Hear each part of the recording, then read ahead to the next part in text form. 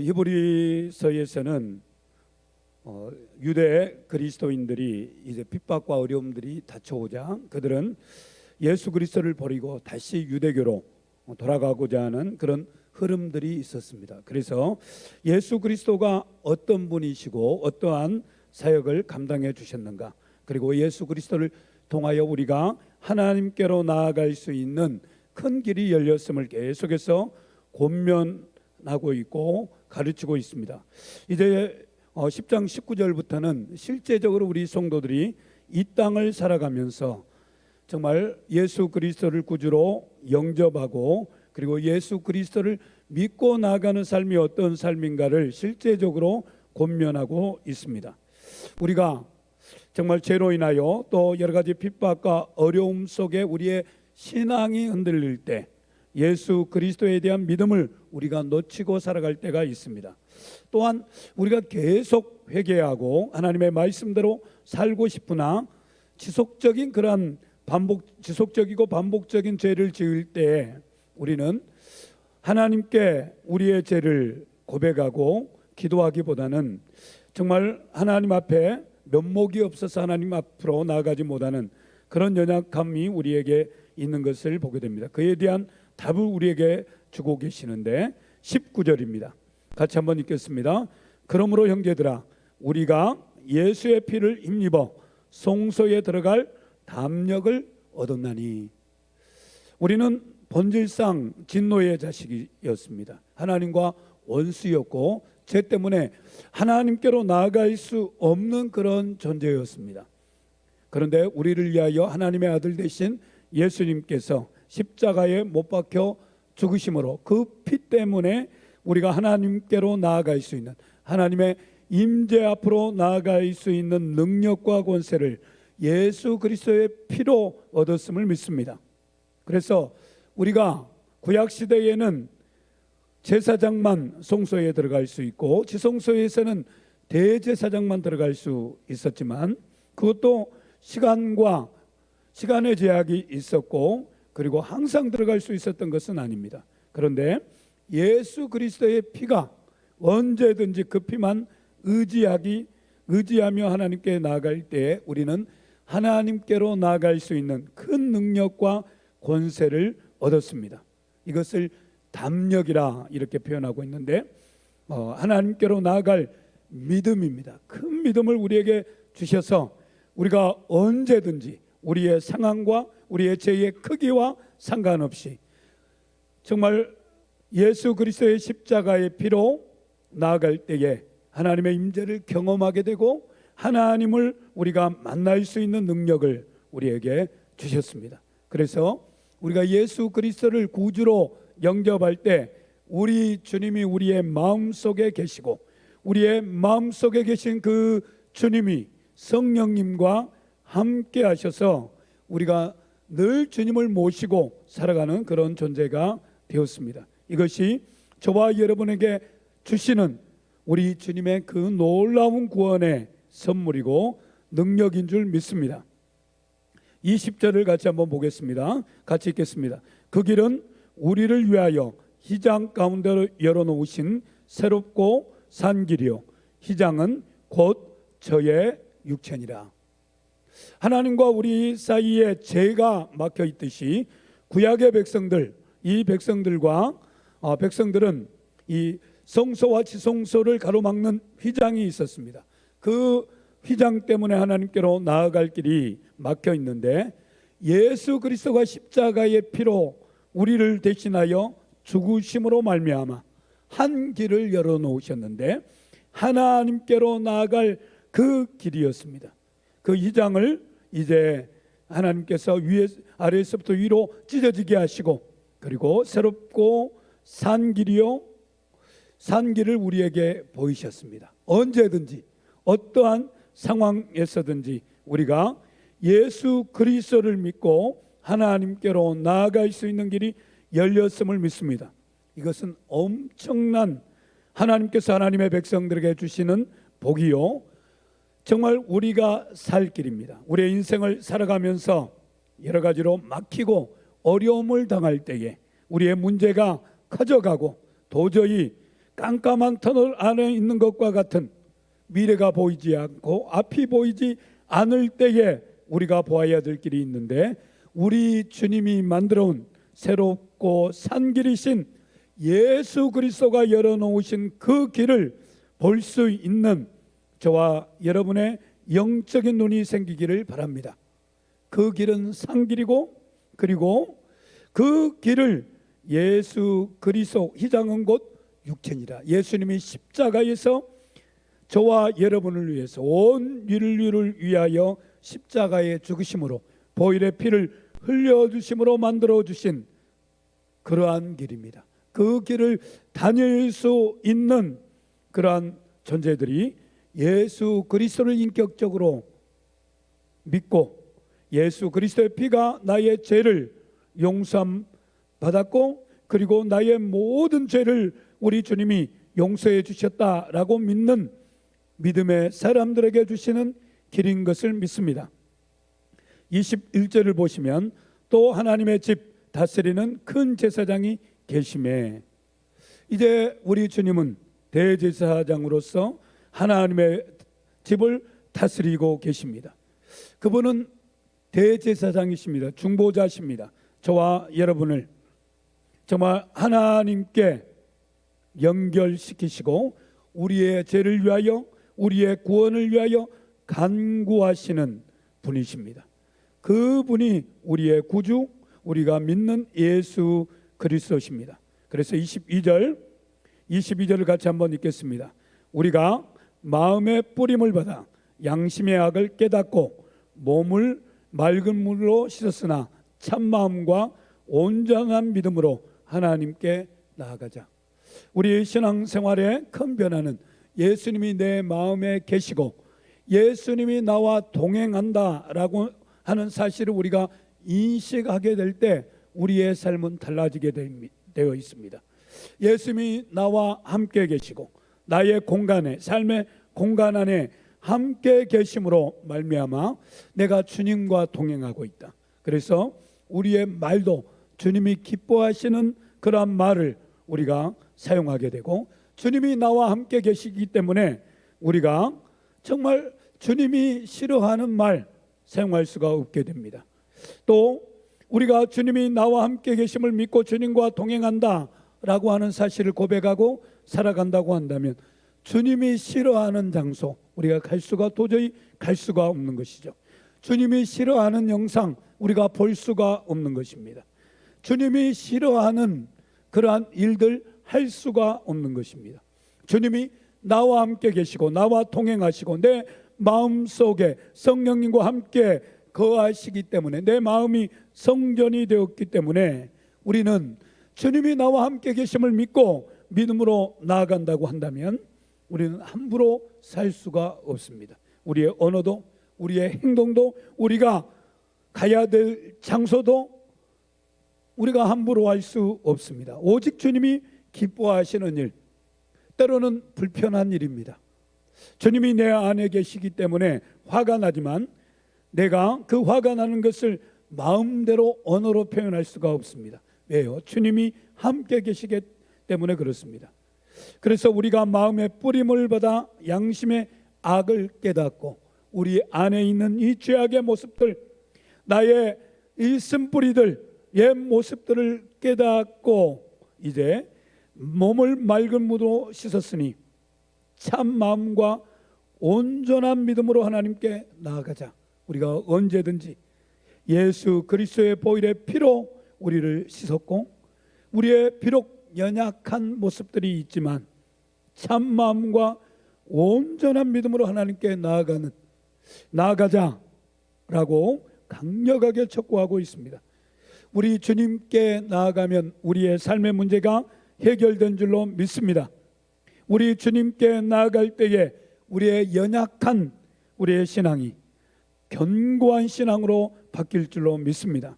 주님이 내 안에 계시고 내가 주님과 함께 동행하는 삶을 살아갈 때에 주님이 나의 삶의 일거수일투족을 보고 계시고 주님과 동행하심으로 주님이 기뻐하시는 삶, 우리의 생각까지도 주님이 기뻐하시는 생각을 갖는 것, 이것이 하나님께서 저와 여러분에게 주시는, 우리 주님께서 주시는 귀한 복인 줄 믿습니다. 23절, 또 약속하신 이는 미쁘시니 우리가 믿는 도리의 소망을 움직이지 말고 굳게 잡아. 우리의 믿음 생활 가운데 우리의 믿음을, 우리의 그 믿음의 소망을 굳게 잡아라 라고 권면하고 있습니다.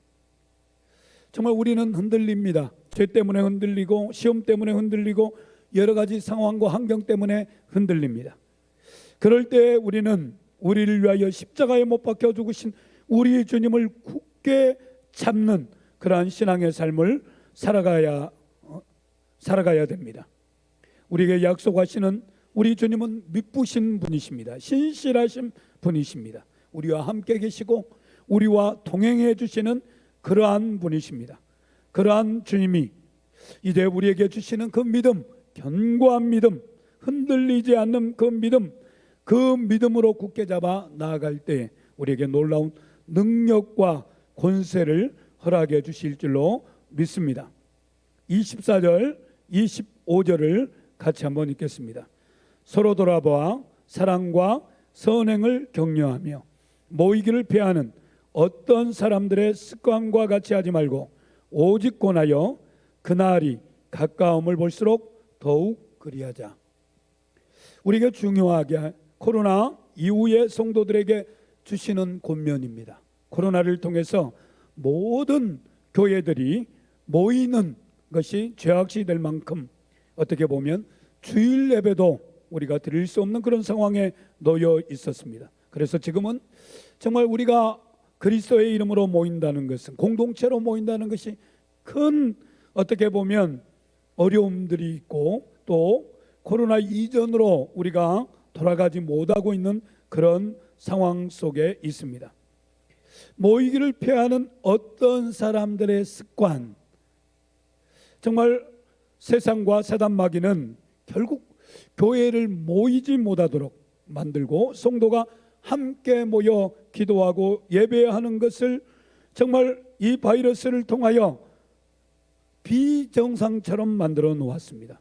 그래서 우리의 믿음이 있고 정말 우리가 주님을 모시고 있지만 이 함께 모여 예배 드린다는 것을 굉장히 부정적으로 바라볼 수밖에 없는 그런 신앙으로 우리를 만들어 놓았습니다.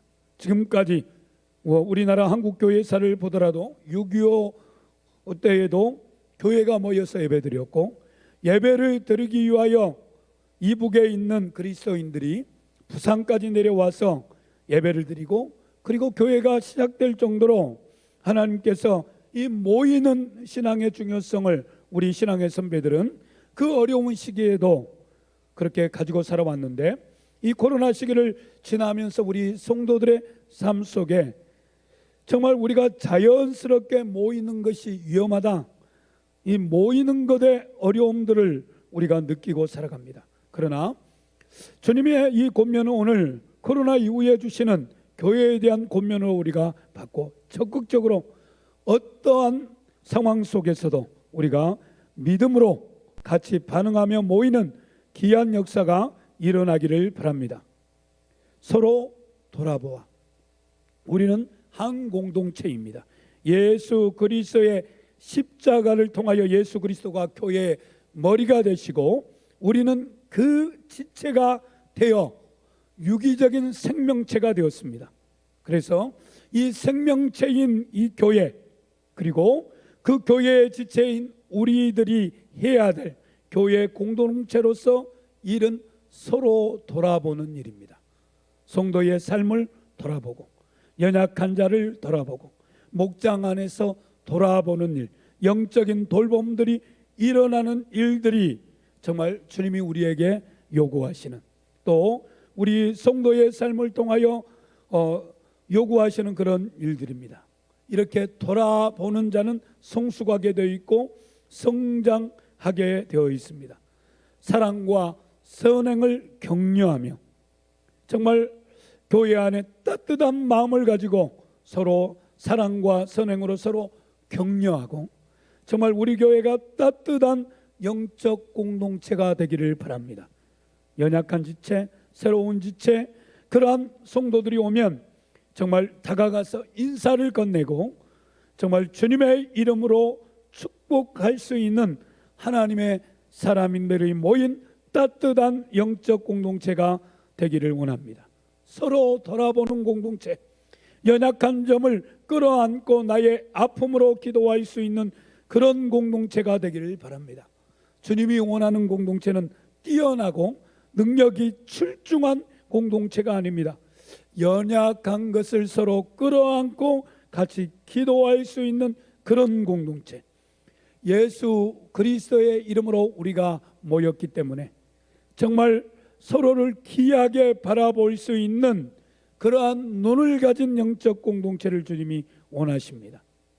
정말 서로의 아픔, 서로의 연약함들을 돌아보고 함께 기도하며 정말 서로의 그러한 모습들을 귀하게 여길 수 있는 그러한 하나님의 사람들이 되기를 바랍니다.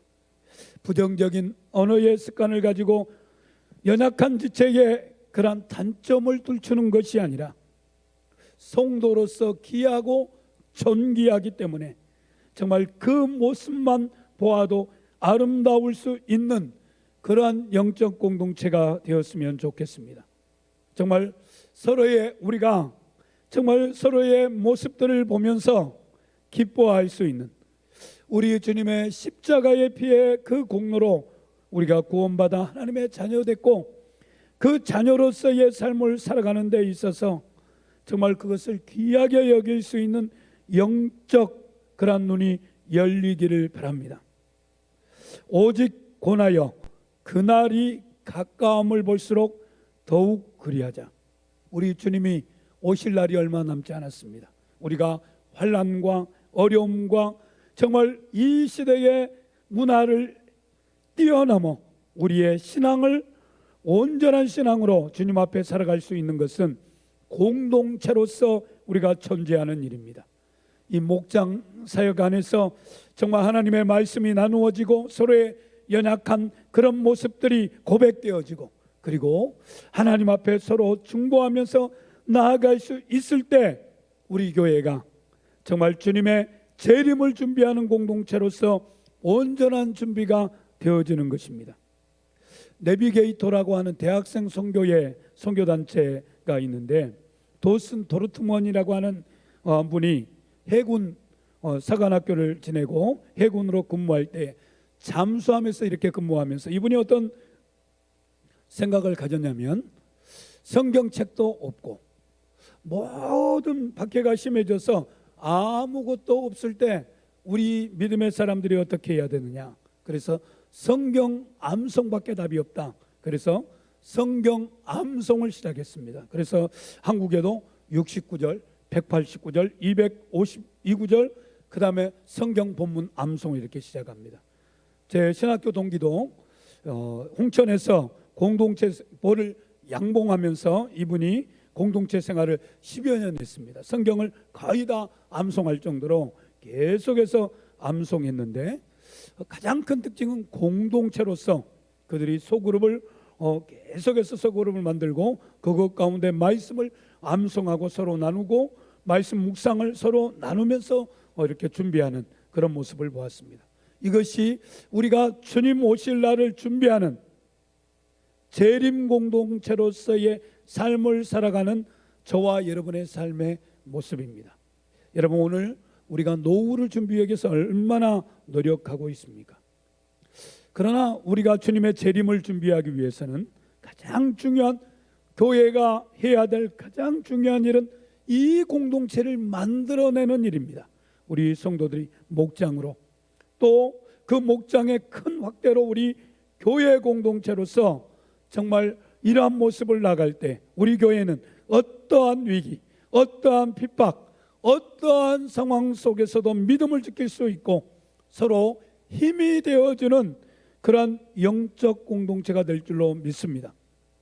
이 일들을 오늘 히브리서 10장 24절 25절의 이 말씀이 우리 교회 안에 풀어지는 귀한 역사가 일어나기를 바랍니다. 오늘 주일 예배에서부터 우리 어린아이 한 명 정말 얼마나 귀한 아이들입니까? 이들에게 축복의 말을 하며 정말 그리스도의 한 지체로서 우리 다음 세대들에게 축복하고 그들을 정말 귀하게 여기는 그러한 영적인 눈, 우리 성도들 옆에 앉아서 예배를 드리고 같이 하나님께 찬양을 드리고 기도하는 이 귀한 성도들, 그 성도들을 귀하게 바라보고 존귀하게 바라보고, 또 새로운 신자가 우리 교회에 왔을 때 우리 전 성도들이 기뻐하고 축제처럼 한 영혼이 천하보다 귀한데 그 영혼이 주의 몸된 교회에 와서 예배드리는 그런 모습을 볼 때 우리가 먼저 인사를 하고,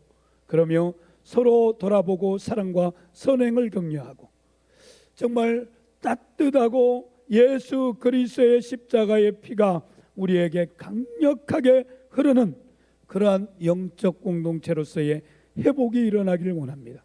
그러한 기도가 오늘 이 새벽에 저와 여러분의 기도 속에 하나님께 드려지기를 바랍니다.